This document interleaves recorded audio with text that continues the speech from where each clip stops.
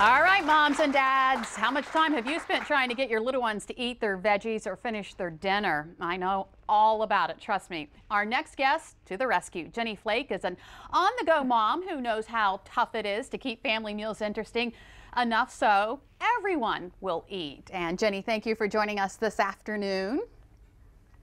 Great, thanks for having me. Now you have a blog, and you have a blog that it's called Picky Palates. Tell us about that. Correct. I started Picky Palate blog about 5 years ago. My boys now are 7 and 10, but back then they were toddlers. And they were so picky. There was maybe 3 things they liked for dinner. They didn't want to eat anything green or red, so I just wanted to make a goal for myself to try to create meals, recipes that we could all sit down at the dinner table and eat, and I wasn't having to make 2 or 3 different things because heaven knows we're all too busy for that. So yeah, that was just a fun project for me, and I love creating these kind of recipes on my website. And you have some Picky Palate favorites that are sure to get the picky eaters to clear their plates. What are they? Okay, well, some of the things we brought today for you, one of my favorites, and the kids love this as well, is my skillet baked mac and cheese. This is a great recipe to get the kids in the kitchen with you to help, measure. I love using my gold medal flour with the kids. It, assures that I'm going to get the same outcome every time. And, they get in, they measure the flour, they can help stir in the pot. So this is a great one to have the kids help. And I love topping it with some crispy bacon and some crispy breadcrumbs on top, and you can take the skillet right to the table, so it's kind of a fun new way to serve mac and cheese. The kids love it. I also brought another favorite of the kids. All the kids love chicken fingers, so I have a homemade crispy chicken tender that I do with the kids, and this is another one that they can help measure things out and see how it's actually made. So when the kids help in the kitchen with you, I feel like they're going to really be excited to eat these recipes with you.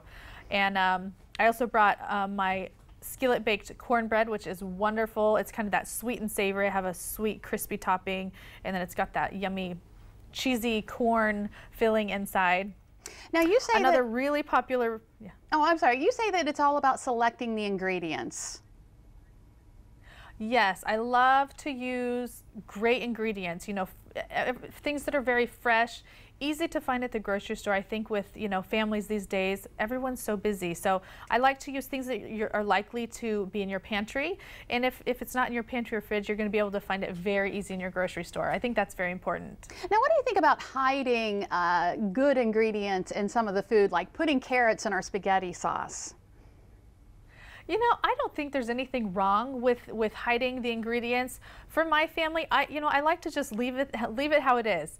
I want the kids to be able to see a piece of broccoli or see a carrot or asparagus or something and be able to try it. If they don't love it the first time, I don't make a big deal about it, but I keep trying. Maybe I'll put out little sauces for them to dip it in. But I think it's important for the parents to realize these picky palates do not change overnight. Sometimes it takes years. I was picky up until I was, practically married. So just be patient and know that the kids' palates do expand. But I think the patience and persistence, and try new things with sauces and putting them in different recipes, and that helps. Now, Jenny, do you have any other secrets for getting our picky kids to eat?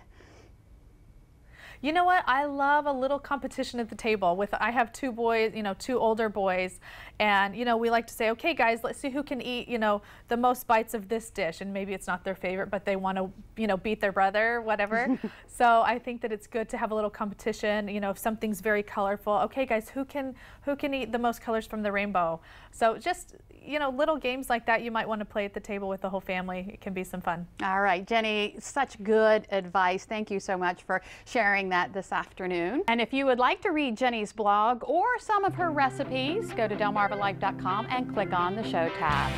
And speaking of food, what are you going to do with all of those Thanksgiving leftovers?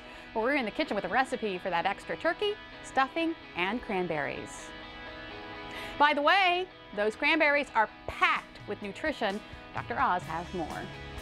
Hi, I'm Dr. Oz. Sometimes nature's most powerful foods come in small sizes, like the cranberry. Their bacteria-fighting properties help prevent urinary tract infections and stomach ulcers. They contain flavonoids that protect against heart disease and help maintain healthy cholesterol levels. So enjoy cranberries often, fresh, dried, or juiced.